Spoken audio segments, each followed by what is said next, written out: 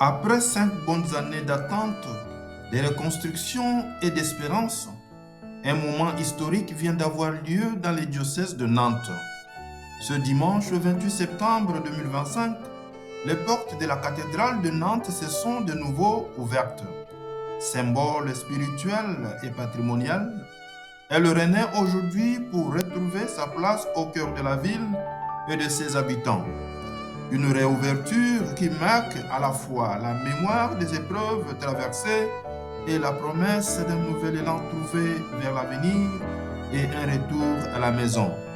Son berger, Monseigneur Laurent Percerou, a exprimé son sentiment en ces mots. Je voudrais partager ma joie d'avoir célébré cette première messe dans la cathédrale en présence du peuple de Dieu.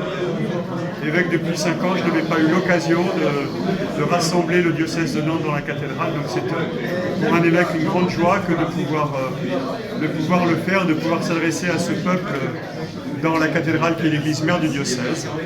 Et donc c'est beaucoup de joie et beaucoup d'émotion et puis aussi beaucoup de gratitude pour tous ceux qui ont contribué à la restauration de cet édifice et sans lesquels nous n'aurions pas pu aujourd'hui célébrer. Et que cette réouverture, cette belle célébration soit source d'espérance pour toute l'église diocésaine.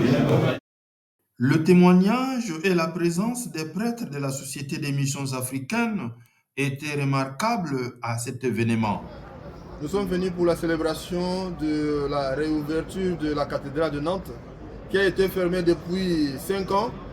Et aujourd'hui, les chrétiens et le peuple de la ville de Nantes sont très contents de revenir encore à la maison. Ce qui est important à noter, c'est l'engouement de la réouverture de cette cathédrale qui nous a permis de nous rassembler autour de notre cher père évêque Laurent Percerou, l'évêque de Nantes, qui avait pris la parole avec plein d'émotions et qui demande à ce que nous soyons toujours en communion avec l'église de Nantes. Et il demande aussi aux gens de participer à l'Eucharistie qui va commencer à être célébrée. C'est une invitation à ceux qui n'ont pas encore connu la cathédrale de Nantes de venir faire un tour pour voir la beauté de cet édifice, là où se trouve la demeure de Dieu. Merci.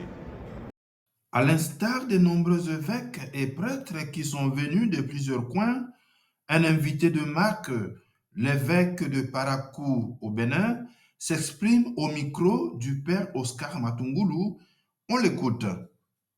Je suis très heureux d'être venu depuis Parakou, le Bénin, pour assister à la réouverture de la belle cathédrale de Nantes.